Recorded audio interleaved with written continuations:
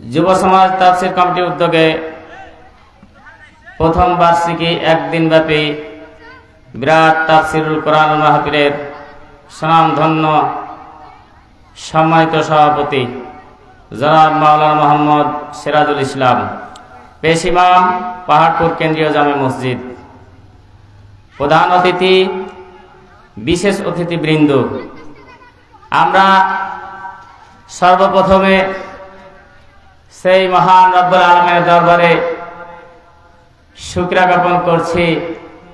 আমরা মহাবিশ্বয় পবিত্র আল কোরআনুল কারীমের মাহফিলে এখানে আসার, বসার, কোরআন ও হাদিস থেকে কিছু শোনার জন্য এখানে আসার যে আল্লাহ তৌফিক দান করলেন। এখানে আসতে পেরে আপনারা খুশি না নারাজ? খুশি? যদি খুশি থাকেন তাহলে আল্লাহ সুবহানাহু ওয়া তাআলার দরবারে আওয়াজ দেওয়া শুকরিয়া জ্ঞাপন করেন, বলেন আলহামদুলিল্লাহ। শতকোটি দুরূদ ও তাসলিমা বর্ষিত হোক বিশ্ব নবীর প্রতি, সকলে বলেন সাল্লাল্লাহু আলাইহি ওয়াসাল্লাম।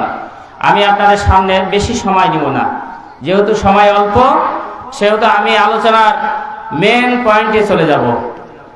আমরা ইনশাআল্লাহ আজকের আলোচনা 12টার মধ্যেই শেষ করার চেষ্টা করব আমাদের সময় অনুযায়ী।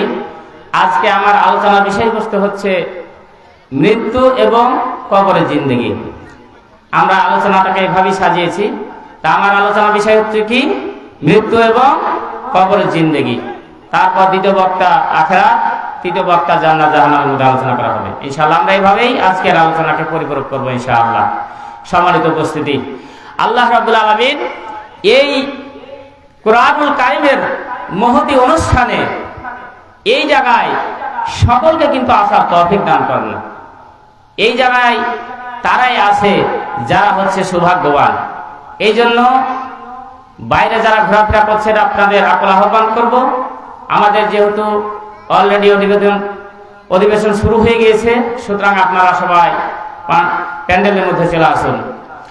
আল্লাহ রাব্বুল আলামিন বলেন, ইয়া আইয়ুহান নাস ক্বাদ জাআতুকুম মাউইজাতুম মির রাব্বিকুম ওয়া শিফাউল লিমা ফিস সুদুর ওয়া হুদান ওয়া রাহমাতুল লিল মুমিনিন।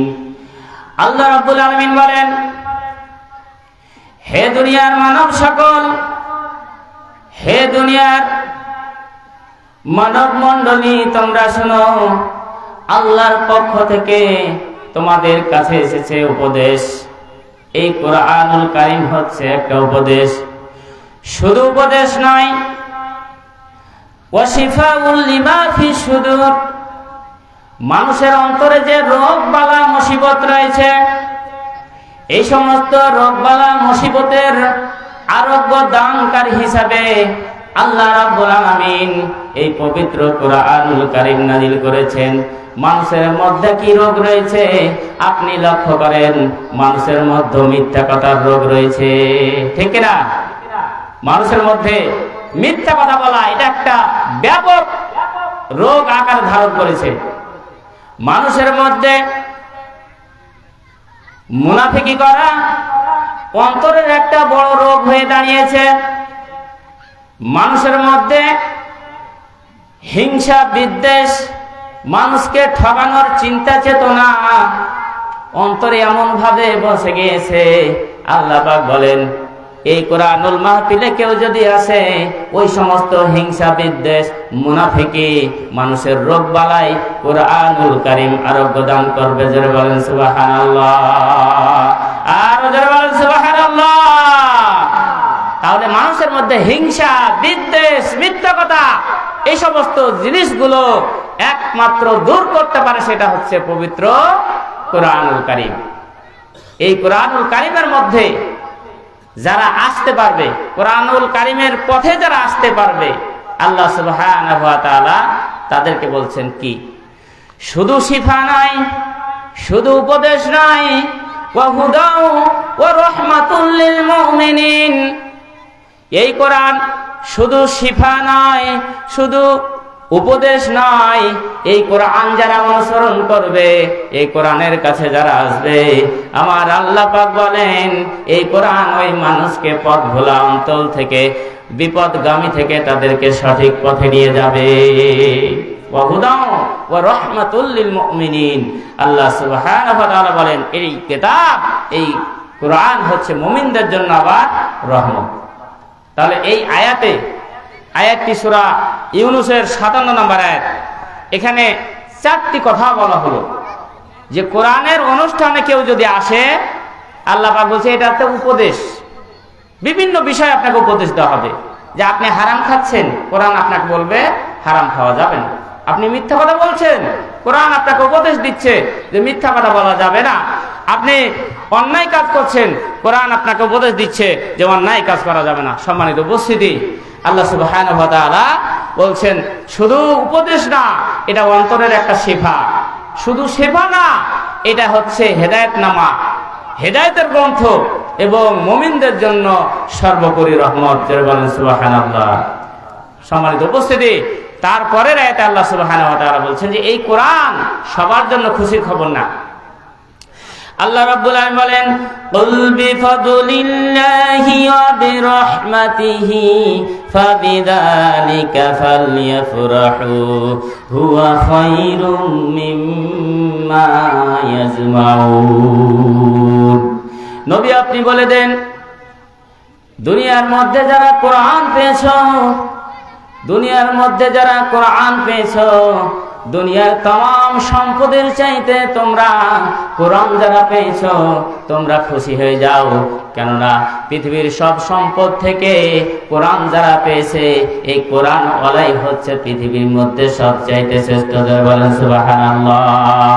হযরত উমর বিশ্ব নবীকে খুন করার জন্য তরবারি নিয়ে তিনি যাচ্ছিলেন।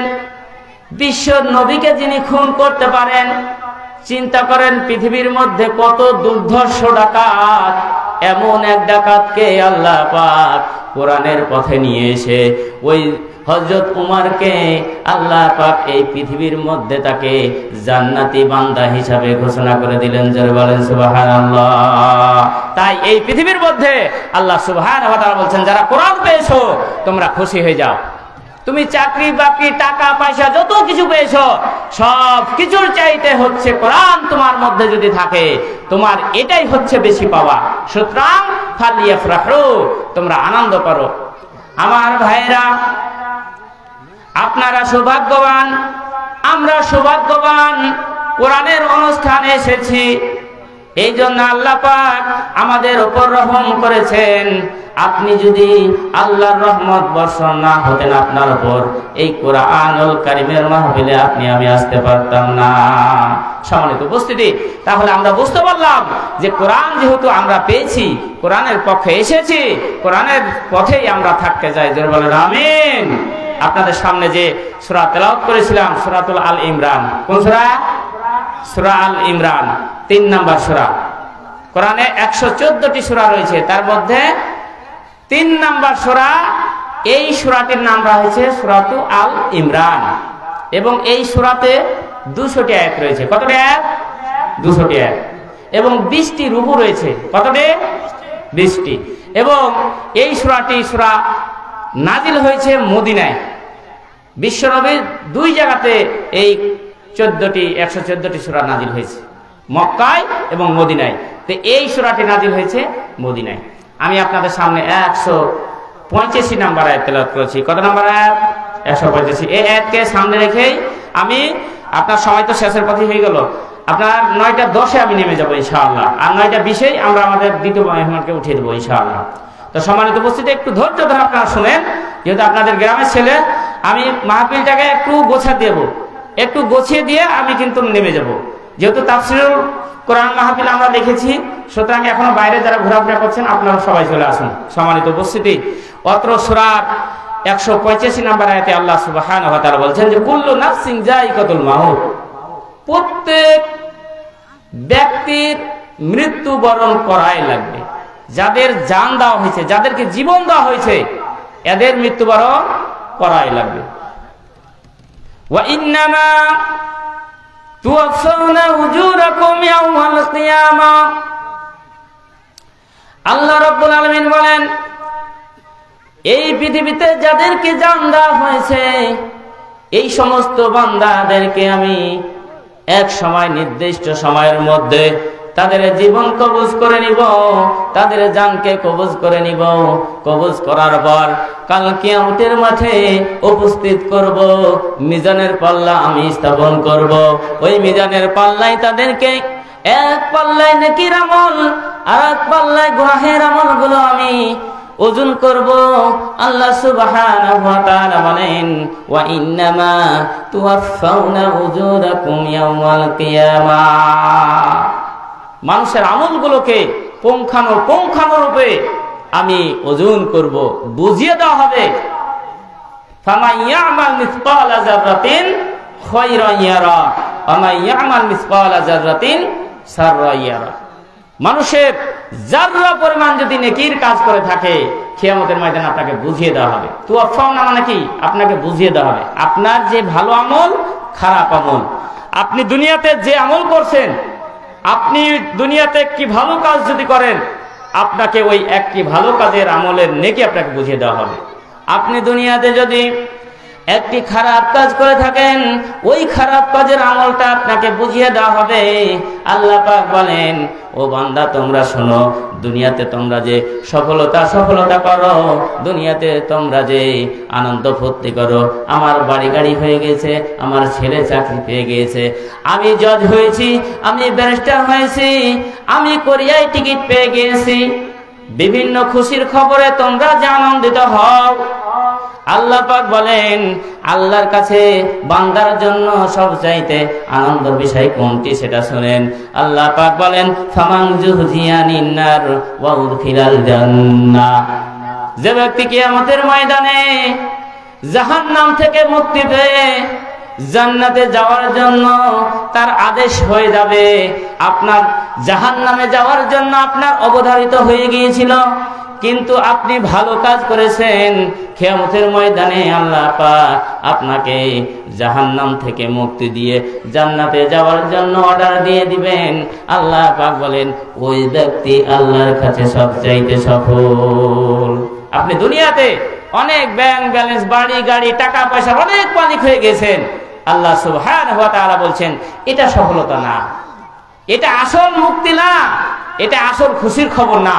খুশির খবর তো হচ্ছে সেটাই যে কিয়ামতের ময়দানে আপনি জাহান্নাম থেকে মুক্তি পেয়ে যদি জান্নাতে যেতে পারেন, এটাই হচ্ছে আসল খবর কথা। সম্মানিত উপস্থিতি, তারপর আল্লাহ পাক বলছেন, মানুষকে একটু ধমক দিয়ে বলছেন, ওয়ামাল হায়াতুদ দুনিয়া ইল্লা মাতাউল গুরুর। আল্লাহ পাক বলেন, বান্দা তোকে নিজ হাতে আমি সৃষ্টি করেছি। আদম আলাইহিস সালামের বাম পাদর থেকে মা হাওয়াকে সৃষ্টি করেছি।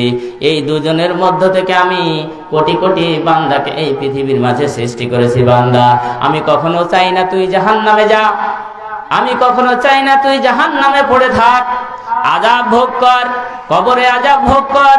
আমি সব সময় চাই, আমি বান্দাকে সৃষ্টি করেছি, আমার বান্দার জন্য আমি সুখের স্থান জান্নাত সৃষ্টি করেছি।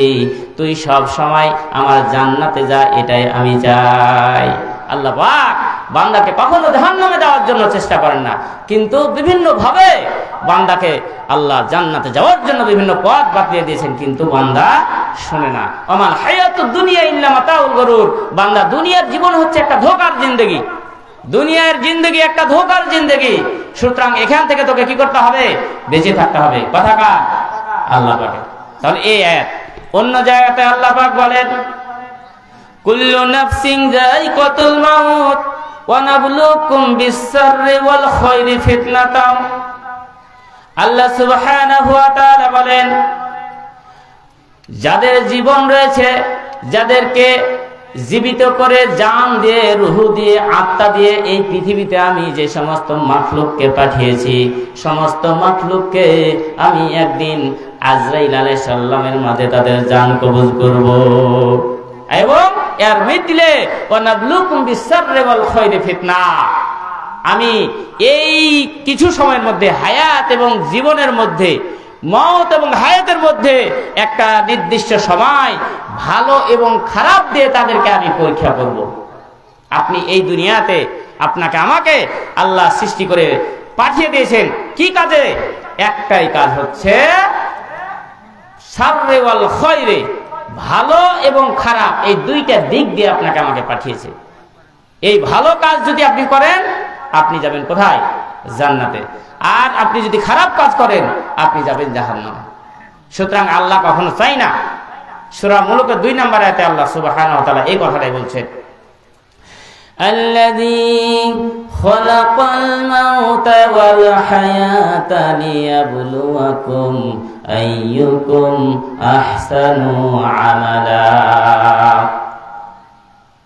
মহান আল্লাহ হচ্ছেন তিনি যিনি তোমাদেরকে হায়াত দান করেছেন এবং মরণ দান করেছেন। এই জন্য হায়াত এবং মরণ দান করেছেন যাতে তোমরা ভালো ভালো কাজ করতে পারো। কিন্তু বান্দা আমাকে ভুলে গেল, আমি আল্লাহকে ভুলে গেল যখন এই দুনিয়াতে বান্দা চলে আসলো। সূরা আরাফের 175 নম্বর আয়াতে तमाम যত মাখলুকাত রয়েছে সমস্ত মানুষের রূহগুলোকে আল্লাহ পাক কিয়ামতের ময়দানে ডাক দিয়ে বলেছিলেন, ও রুহানি জগতের লোক, তোমরা শোনো, আলাস্তু বিরাব্বিকুম, আমি তোমাদের রব না, আমি তোমাদের প্রভু না, তোমরা কি বলো? আমরা ওই রূহের জগতে বলেছিলাম ক্বালু বালা, ওই রূহের জগতে আমরা বলেছিলাম যে অবশ্যই হয় না, অবশ্যই আপনি আমাদের রব, আপনি আমাদের সব। সুতরাং আপনি আমাদের প্রতিপালক, আপনি আইনদাতা, আপনি বিধানদাতা। ওই রূহের জগতে কিন্তু আমরা সবাই স্বীকার করেছিলাম। কিন্তু ওই রূহের জগতের মাধ্যমে আপনার আরোহে বুতুন যখন আসলাম, আমরা যখন মায়ের পেটে আসলাম, মায়ের পেট থেকে আমরা এই দুনিয়াতে আসলাম। এই দুনিয়াতে আসার পর আল্লাহ রাব্বুল আলামিন বলেন, ওয়ামা খালাকাতুল জিন্না ওয়াল ইনসা ইল্লা লিয়াবুদুন। আল্লাহ তাআলা বলেন, ও বান্দা, তোমাকে এই দুনিয়াতে কি জন্য সৃষ্টি করেছি তুমি শোনো।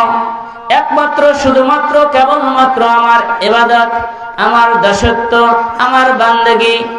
তোমার ব্যক্তি জীবন, তোমার পারিবারিক জীবন, তোমার সাংসারিক জীবন, তোমার সামাজিক জীবন, তোমার রাষ্ট্রীয় জীবন, তোমার আন্তর্জাতিক জীবন, জীবনের সর্বক্ষেত্রে তুমি আমি আল্লাহর ইবাদত করবে। এখন বান্দা, আমি আল্লাহকে ভুলে গেলে তোমরা, কারণ ওই রূহের জগতে আপনি স্বীকৃতি দিলেন যে আপনি আমার রব। যিনি রবকে স্বীকার করতে পারেন, রবের কথাকে অমান্য করতে পারেন? পারেন না। কিন্তু বান্দা আজকে কত রবকে অস্বীকার করছে। আল্লাহ রাব্বুল আলামিন বলেন, কাইফা তাকফুরুনা বিল্লাহি ওয়া কুনতুম আমওয়াতান ফাআহইয়াকুম সুম্মা ইউমীতুকুম সুম্মা ইউহয়িকুম সুম্মা ইলাইহি তুরজাউন। আল্লাহ বলেন, বান্দা কিভাবে আমার সঙ্গে কুফরি করো তুমি? ও বান্দা, কিভাবে তুমি আমার সঙ্গে কুফরি নাফরমানি করো, অথচ তুমি ছিলে মৃত্যু, তোমার কোনো জান ছিল না, তোমার কোনো জীবন ছিল না। ওই জীবনহীন বান্দা তোমাকে আমি জীবন দান করলাম। এই দুনিয়াতে একটা নির্দিষ্ট সময় তোমাকে থাকতে হবে। এই দুনিয়াতে একটা কিছুকাল সময় তোমাকে আমি অবস্থান করিয়েছি। সুম্মা ইউহয়িকুম, আবার এই দুনিয়া থেকে তোমাদেরকে চলে যেতে হবে বান্দা। ওই মৃত্যুকে কেন তোমরা স্মরণ করো না? আল্লাহ বারবার করে বলছেন, বান্দারে কেন আমার সঙ্গে নাফরমানি করে, কেন আমার সঙ্গে অন্যায় কাজ করিস? তুই তো এই দুনিয়াতে স্থায়ী না, তুই তো এই দুনিয়াতে স্থায়ীভাবে থাকবি না। তোর হায়াত 60 বছর, তোর হায়াত 65 বছর, তোর হায়াত 70 বছর, তোর হায়াত 80 বছর, তোর হায়াত 100 বছর, সর্বোপরি 120 বছরের বেশি আজকে পৃথিবীর বুকে মানুষ খুঁজে পাওয়া যাবে না। পাওয়া যাবে? 120 বছরের বেশি মানুষ আপনি খুঁজে পাবেন না। অথচ বিশ্ব নবী বলেছেন, আমার উম্মতের বয়স হবে বাইনা 60 ওয়া 70 সানাতা, 60 থেকে 70 বছরের মধ্যে কিন্তু আমার উম্মতের শেষ বয়স হবে। এখন বাংলাদেশের যে বয়স গড় দেখেন আপনার 60 থেকে 70 বছরের মধ্যে। আপনার একটু দয়া করেছিল শেখ হাসিনা যে 58 বছরে গড় চলে এসেছিল, ওটাকে লাভ দিয়ে আপনার 68 বছরে নিয়ে গেছে, মানে 10 বছর বাড়িয়েছে এই 16টা বছর। এটা আমাদের জন্য রহমত। আওয়ামী লীগ সরকার এটা করতে পারছে। তাও নবী আপনার হাদিসের ভাষা অনুযায়ী 60 থেকে 70 বছরের মধ্যে আমরা রয়েছি। এই 60-70 বছর বাদে কি করবেন আপনি? আপনি কি করবেন? এই তো আপনি ছোট অবস্থায় আপনি জন্মগ্রহণ করলেন, যখন আপনার সঙ্গে কেউ ছিল না। আল্লাহ তাআলা বলেন, আল্লাহু আখরাজাকুম মিন বুতুনি উম্মাহাতিকুম লা তা'লামুনা শাইআ ওয়া জা'আলা লাকুমুশ শামআ ওয়াল আবসারা ওয়াল আফইদা লা'আল্লাকুম তাশকুরুন। আল্লাহ পাক বান্দাকে স্মরণ করে দিয়ে বলছেন, বান্দারে তুমি তোমার মায়ের গর্ভ থেকে যখন ভূমিষ্ঠ হলে তখন তোমার কান্না ছিল ট্যা ট্যা ট্যা, তোমার কান্না ছিল, তোমার ভাষাই ছিল কান্না। লা তা'লামুনা শাইআ, ওই সময় তোমার জ্ঞান ছিল না, ওই সময় তোমার কোনো বুদ্ধি ছিল না, বিবেক ছিল না, ভালো মন্দ বিচার বিবেচনা করার কোনো হুঁশ ছিল না। ছিল? আমাদের হুঁশ ছিল? যখন মানুষ জন্মগ্রহণ করে তখন মানুষের কি হুঁশ ছিল? শুধু কান্না আর কান্না, একটাই ভাষা। ক্ষুধা লাগলেও কান্না, পায়খানা ফেরার প্রয়োজন পড়লেও কান্না, পেশাব ফিরলেও কান্না। লা তা'লামুনা শাইআ। আল্লাহ বলছেন, এত বাহাদুরি কেন, এত নাফরমানি কেন আমার সঙ্গে? তোমার তো ন্যাংটা অবস্থায় তুমি এই পৃথিবীতে আসলে, তুমি যখন ভূমিষ্ঠ হলে তখন তোমার কিছুই ছিল না। আমি আল্লাহ দয়া করে ওয়াজআলা লাকুমুস সামআ ওয়াল আবসারা ওয়াল আফিদা, তোমাকে 3টা জিনিস দিলাম। একটা শ্রবণ শক্তি, দৃষ্টি শক্তি, আর তোমার অন্তরে বুঝার শক্তি। এই 3টা শক্তি আমি দিলাম যাতে লাআল্লাকুম তাশকুরুন, তুমি বান্দা আমার আল্লাহর শুকরিয়া আদায় করো, আমার কৃতজ্ঞতা প্রকাশ করো। কিন্তু এই বান্দা ওই আল্লাহর নিয়ামত ভোগ করে আল্লাহকে মানে ভুলে যাচ্ছে, আল্লাহকে ভুলে যাচ্ছে, আল্লাহর বিপদে যাচ্ছে। সম্মানিত উপস্থিতি, যাক সময় যেহেতু অল্প, আমি আপনাদের সামনে অতি সংক্ষেপে আলোচনা করতে চাই। তা আল্লাহ সুবহানাহু ওয়া তাআলা বলছেন যে মৃত্যুবরণ করাই লাগবে, তোমার উপায় নাই, তোমাকে আমার কাছে আসতে হবে। আল্লাহ তাআলা বলেন, মৃত্যু এমন একটা জিনিস, এই মৃত্যুকে মানুষ সবাই ভুলে থাকতে চায়, কিন্তু আবু জেহেল এই দুনিয়াতে থাকতে পারে নাই, নমরুদ এই দুনিয়াতে থাকতে পারে নাই, ফেরাউন থাকতে পারে নাই, উতবা সাইবা কেউ থাকতে পারে নাই। বিশ্ব নবী এই দুনিয়া থেকে চলে গিয়েছে, ইব্রাহিম নবী এই দুনিয়া থেকে মৃত্যুবরণ করে চলে গিয়েছে, আদম আলাইহিস সালাম 950 বছর এই দুনিয়াতে বেঁচে ছিলেন, 950 বছর পর এই দুনিয়া থেকে তাকে যেতে হয়েছে। মূসা আলাইহিস সালাম, এভাবে নূহ আলাইহিস সালাম থেকে শুরু করে অনেক নবী 700, 800, 900, 950 বছর পর্যন্ত এই দুনিয়াতে থেকেছে, কিন্তু শেষ পর্যন্ত সবাইকে মৃত্যুর স্বাদ গ্রহণ করতে হয়েছে। তাহলে কোথায় 950 বছর হযরত আদম আলাইহিস সালাম বেঁচেছে, আর আপনি বাঁচছেন 60 বছর, আপনি বাঁচছেন 70 বছর। তাহলে আপনাকে আমাকে কতটা ভালো কাজ করা লাগবে। হযরত নূহ আলাইহিস সালাম 700-800 বছর দাওয়াত দেওয়ার পর 70 থেকে 80 জনকে তিনি হেদায়েত করতে পেরেছিলেন, দিনের পথে আনতে পেরেছিলেন, তিনি জাতির জন্য বদ্ধ করেছিলেন। কিন্তু জাতিকে আল্লাহ পাক উলট পালট করে দিয়েছিলেন, প্লাবন দিয়ে নষ্ট করে দিয়েছিলেন, জমিনকে ধ্বংস করে দিয়েছিলেন মানুষকে। তাহলে এই দুনিয়া থেকে আপনাকে আমাকে যেতে হবে। আমাদের সর্বোপরি কথা সেটা হচ্ছে মৃত্যুর স্বাদ গ্রহণ করতে হবে। আল্লাহ রাব্বুল আলামিন বলেন, কেউ যদি এই মৃত্যু থেকে পালাতে চায়, আল্লাহ রাব্বুল আলামিন এই কথা সূরা জুমার 8 নম্বর আয়াতে বলেন, কুল ইন্নাল মাউতাল্লাযী তাফিররুনা মিনহু ফাইন্নাহু মুলাকীকুম সুম্মা তুরাদ্দুনা ইলা আলিমিল গায়বি ওয়াশ শাহাদা ফায়ুনাদ্দিয়ুকুম বিমা কুনতুম তা'মালুন। আল্লাহ পাক বলেন, নবী হে আপনি বলে দেন, তোমরা যে মৃত্যু থেকে পলায়ন করার চেষ্টা করতেছ, অথচ ফাইন্নাহু মুলাকীকুম, ওই মৃত্যুর সঙ্গে তোমাদের একদিন সাক্ষাৎ হবে, তোমরা বাঁচতে পারবা না। সুতরাং যেহেতু বাঁচতে পারবা না, আমি আল্লাহর কথা মেনে নাও, আমি আল্লাহর বিধান মেনে নাও, আমার কোরআন মেনে নাও, রাসূলের আদর্শ মেনে তুমি এই দুনিয়াতে চলাফেরা করো। যেহেতু মৃত্যু থেকে পলায়ন করতে পারবা না, আর একটু পরিষ্কার করে আল্লাহ সুবহানাহু ওয়া তাআলা সূরা নিসার ৭৮ নম্বর আয়াতে বলছেন যে মৃত্যু থেকে পলায়ন করার জন্য অনেকে অনেক চেষ্টা করেছিল। নমরুদ ইব্রাহিম নবী যখন তাকে দাওয়াত দিল কালিমার, যে এক আল্লাহকে বিশ্বাস করো, আল্লাহর पैरवी করো, দাসত্ব করো, বল তোমরা আল্লাহকে আগে মেরে আসি। বলছে আল্লাহ কোথায় আছে? আল্লাহ আছে আকাশে। তখন নমরুদ বলল, এই সেনাপতি এদিকে আয়, একটা চং তৈরি কর, এমন চং তৈরি কর। নমরুদ এমন ভাবে আদেশ করলো যে ইব্রাহিমের আল্লাহকে আগে মেরে আসে। আল্লাহ তাআলা বলছেন, দেখছো শয়তানের কারবার। আল্লাহ রাব্বুল আলামিন তাকে একটু ছাড় দিলেন, ছেড়ে দিলেন না। ওই চং তোলার পর তীর উপর দিকে চালালেন, চালার পর আল্লাহ তাআলা বলছেন, জিবরিল একটু তীরটাকে ধরে একটা রক্ত মাখায় আবার তীরটা ফেরত দাও। যেমনি আপনার ওই রক্ত মাখায়া তীরটাকে ফেরত দিল, এইবার তো নমরুদ মহা খুশি। এই ইব্রাহিম, এখন কার দাওয়াত দিবি? কার দাওয়াত দিবি? তোর আল্লাহ তো শেষ। কি? তোর আল্লাহ শেষ। ইব্রাহিম আলাইহিস সালাম বললেন, শয়তানি মানুষ করে, নমরুদ এতটা শয়তান হোস না। আল্লাহ যদি শেষ হয়ে যায় এই সূর্য আর চলবে না, আল্লাহ যদি শেষ হয়ে যায় এই পৃথিবীর আলো থাকবে না, আল্লাহ যদি শেষ হয়ে যায় এই পৃথিবী সুন্দরভাবে আর চলাফেরা করতে পারবে না। রে নমরুদ, তুই ভালো হয়ে যা, মরার পর তোকে আল্লাহ আছে কি আছে না ওই কিয়ামতের ময়দানে আল্লাহ বুঝিয়ে দিবে। তুই উমলি লাহুম ইন্না কাইদি মাতিন। আল্লাহ পাক বলেন, ওই কাফেরদের আমি একটু সুযোগ দিই, একটু ছাড় দিই, তাদেরকে আমি কি করি না? ছেড়ে দিই না। সম্মানিত উপস্থিতি, যেহেতু সময় অল্প, আমি সংক্ষেপের দিকে নিয়ে আসি। আল্লাহ রাব্বুল আলামিন বলেন, আইনামা তাকুনু ইউদরিকুমুল মাউতু ওয়ালাউ কুনতুম ফি বুরুজিম মুশাইয়াদা। আল্লাহ পাক বলেন, বান্দা, এই মৃত্যু থেকে বাঁচার জন্য এই পৃথিবীর মধ্যে সবচাইতে শক্ত পদার্থ সেটা হচ্ছে সীসা। এই পৃথিবীর মধ্যে সবচাইতে শক্ত পদার্থ হচ্ছে সীসা।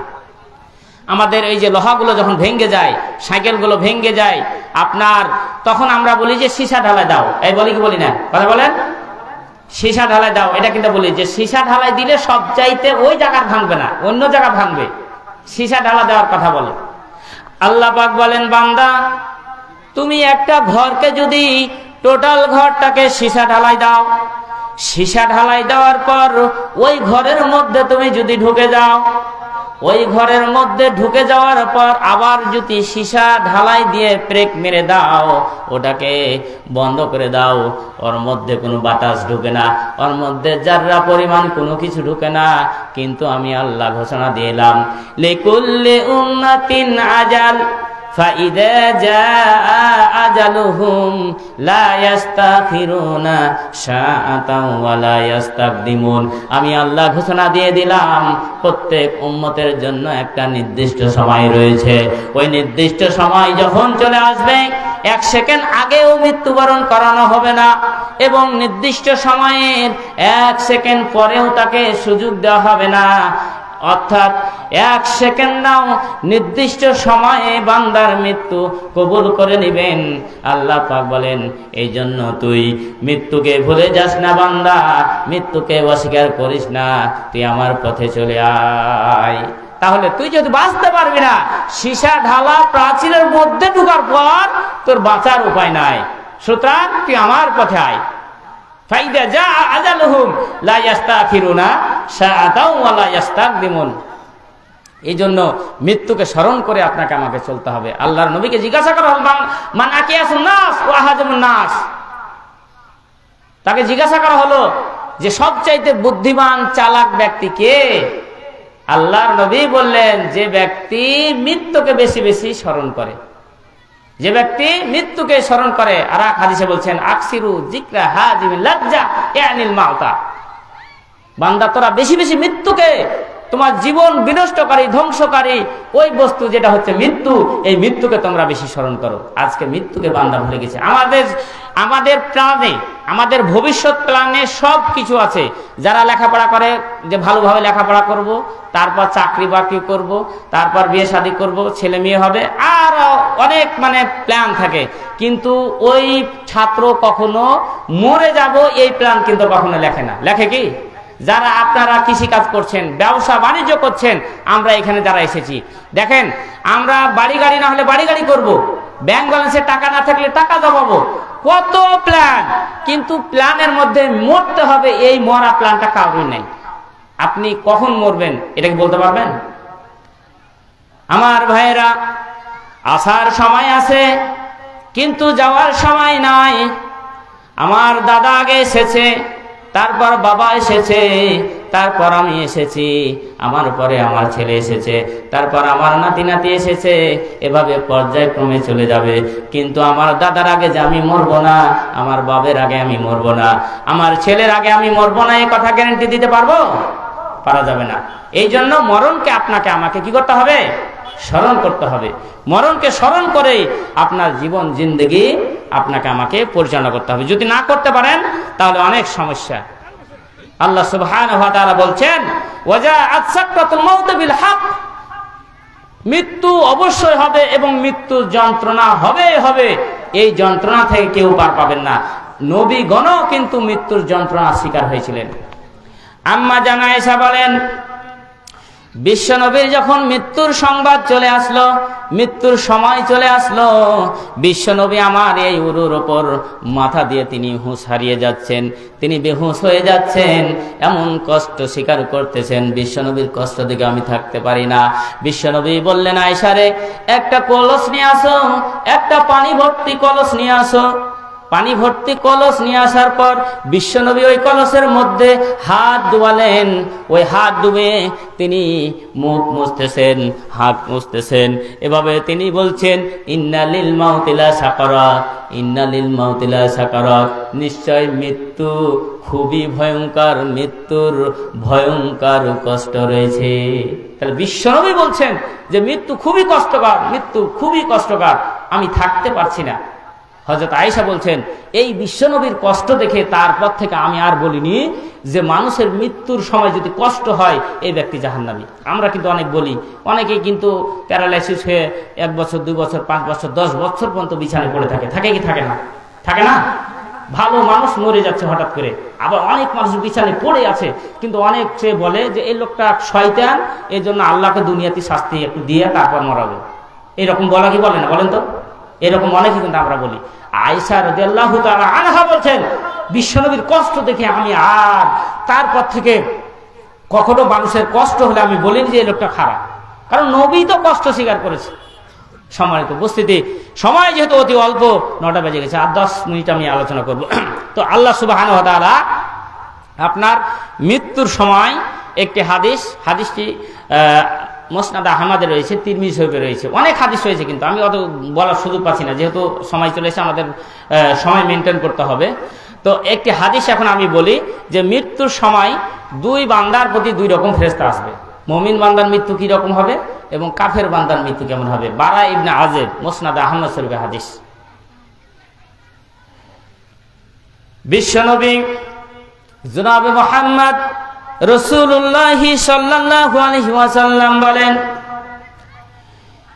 যারা এই দুনিয়াতে কাফের, এদের যখন মৃত্যু হবে শুনেন, আল্লাহ তাআলা বলেন, ওয়ালাউ তারা ইদিজ জালিমুনা ফি গামারাতিল মাউতি ওয়াল মালাইকাতু বাসিতু আইদিহিম আখরিজু আনফুসাকুম আল ইয়াউমা তুজজাউনা আযাবাল হুনি বিমা কুনতুম তাকুলুনা আলাল্লাহি গায়রাল হক ওয়া কুনতুম আন আয়াতিহি তাস্তাকবিরুন।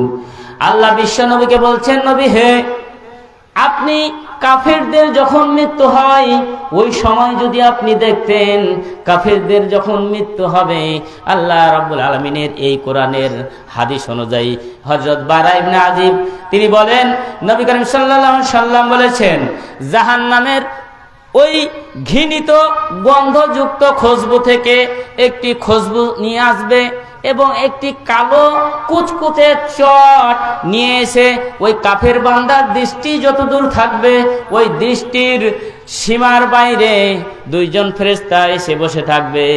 মালাকুল মাউত এমন বিকট শব্দ, মালাকুল মাউত এমন বিকট রূপ ধারণ করে, এমন খারাপ রূপ ধারণ করে, ওই এই রূপ মৃত্যু ব্যক্তি ওই কাফের ব্যক্তি ছাড়া কেউ দেখতে পাবে না। এমন বিকট খারাপ চেহারা নিয়ে দৈত্য। আপনার মনে করেন আপনি নির্জন এলাকা দিয়ে আপনি হেঁটে যাচ্ছেন, এই আপনারা জানেন আমরা যখন ছোট ছিলাম এই যে খাড়পোঘরে এখানে কিন্তু গোদানা ছিল, পাহাড়পুরে অনেকে ভয়ে আর যেত না, এরকম ছিল না?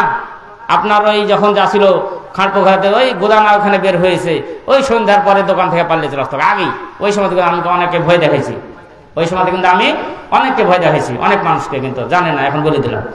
তা আপনার এই দৈত্য যদি অন্ধকার দিয়ে হাঁটছেন ফাঁকা রাস্তা দিয়ে, এমন বিশাল কালো রূপ চেহারা নিয়ে আপনার সামনে দাঁড়িয়ে গেল, আপনি একাই আছেন, আপনার কোথায় যে চোখ চলে যাবে, অন্তর শূন্য হয়ে যাবে, এমন ভয় খেয়ে যাবেন আপনি। ওই কাফেরের সামনে ফেরেশতা যখন চলে আসবে এসে বলবে, ইয়া আইয়াতুহান নাফসুল খাবিসা, হে পাপিষ্ঠ আত্মা, উখরুজি ইলা গযাবিল্লাহ ওয়া সাখাতিন, হে খারাপ আত্মা বের হয়ে আয়, বের হয়ে আয়, আল্লাহর শাস্তির দিকে বের হয়ে আয়, আল্লাহর গজবের দিকে বের হয়ে আয়। এভাবে ওই আত্মাকে ডাকবে। কিন্তু আত্মাকে যখন বলা হবে আল্লাহর শাস্তির কথা, আল্লাহর অসন্তুষ্টির কথা, আপনি বলেন স্বয়ং আল্লাহর গজবের কথা, সুসংবাদ দিয়ে আপনাকে বের হতে বলছে, আপনি বের হবেন? আমি বের হব? যে বের হলেই তো আমাকে জাহান্নামে নিয়ে যাবে, বের হলে তো আমাকে কবরের আযাবে নিয়ে যাবে। এই যে ভয়ঙ্কর একটা রূপ ধারণ করে তাকে বলছে বের হয়, তখন আত্মাটা এদিক সেদিক পালাপালি করবে শরীরের মধ্যে, বের হতে চাইবে না। ওই ফেরেশতা বের যখন হতে থাকবে না, আল্লাহ রাব্বুল আলামিন অন্য জায়গায় বলেন, ওয়ালাউ তারা ইয ইয়াতাওয়াফাল্লাযীনা কাফারুল মালাইকাতু ইয়াযরিবুনা ওয়ুজুহাহুম ওয়া আদবারাহুম ওয়া যুকু আযাবাল হারিক। আল্লাহ পাক বলেন, নবী আপনি কাফেরদের যখন জান কবজ করা হতো ওই সময় যদি আপনি থাকতেন তাহলে দেখতেন ওই কাফের ব্যক্তিকে ফেরেশতারা তাদের মুখে চড়াবে, তাদের গালে চড়াবে, তাদের পিছন দেশে চড়াবে আর বলবে উখরুজি বের হয়ে আয়, উখরুজি বের হয়ে আয়। অন্য জায়গায় বলেন, ফাকাইফা ইযা তাআফফাতুহুমুল মালাইকা ইয়াযরিবুনা ওয়ুজুহাহুম ওয়া আদবারাহুম। কেমন করে তুমি জীবন যাপন করো বান্দা, যখন কাফেরদের জান কবজ করবে ওই আজরাইল বিকট শব্দ বিকট চেহারা নিয়ে তুমি কিভাবে আনন্দ ফুর্তি করো এই দুনিয়ায়? কাফেরের আত্মাটা বের হতে চাইবে না।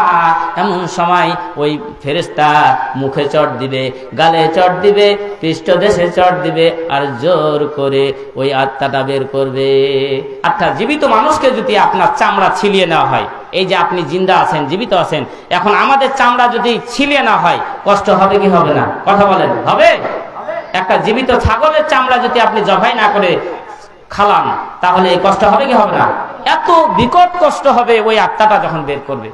সঙ্গে সঙ্গে বের করার পর ওই আজরাইল আলাইহিস সালাম বেশিক্ষণ লাগবে না, ওই যে চোখের দৃষ্টি সময় বাইরে দুজন ফেরেশতা বসে আছে ওখানে নিয়ে যে দিবে, ধর, ওই সঙ্গে সঙ্গে ওই চটে জড়িয়ে নিবে, নেওয়ার পর আসমানের দিকে উঠতে থাকবে।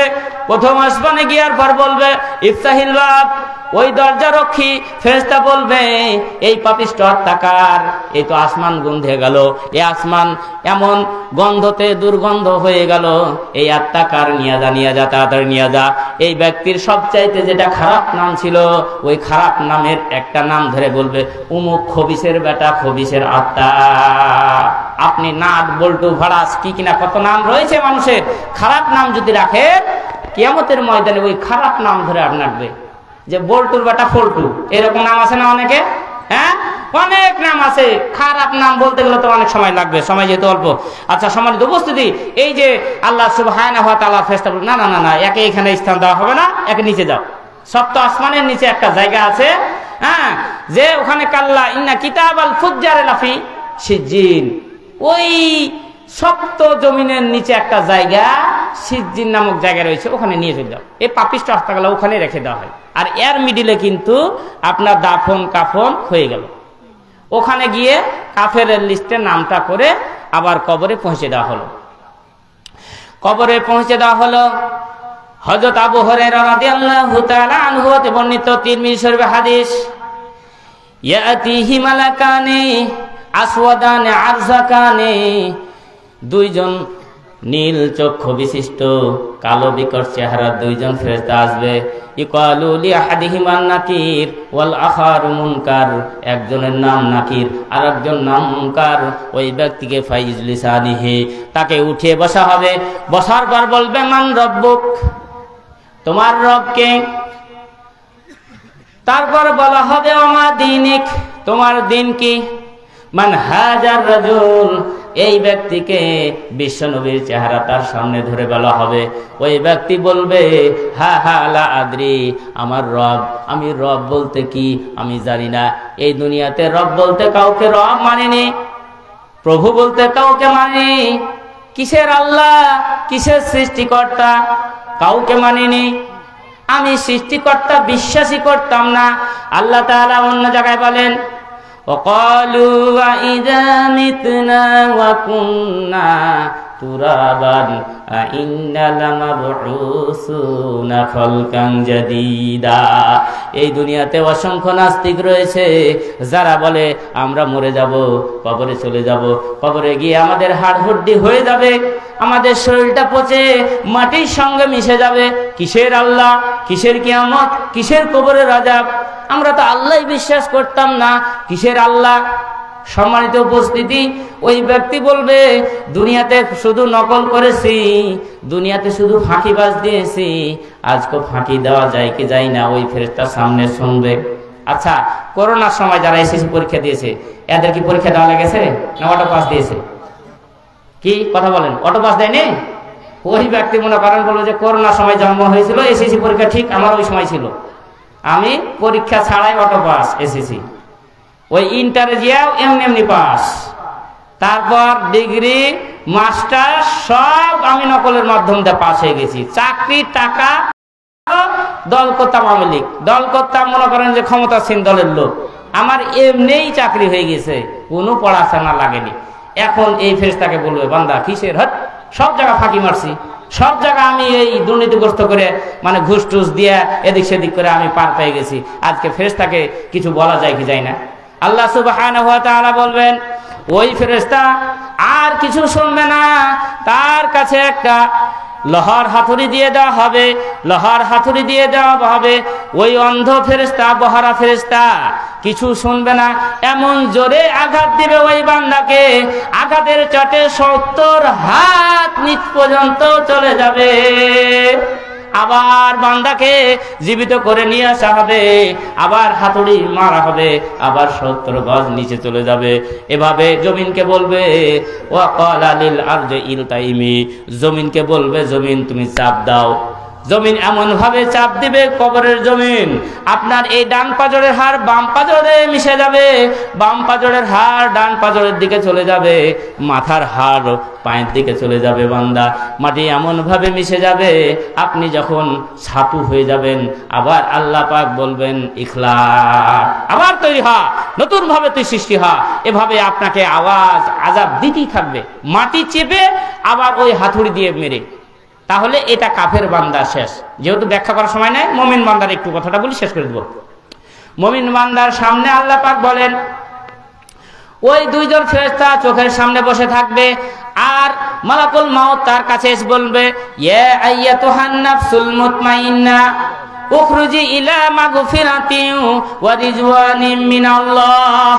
মুমিন বান্দাকে বলবে, হে পবিত্র আত্মা, তুই বেরিয়ে আয় আল্লাহর রহমত, আল্লাহর সুসংবাদের দিকে বেরিয়ে আয়, আল্লাহর জান্নাতের দিকে বেরিয়ে আয়।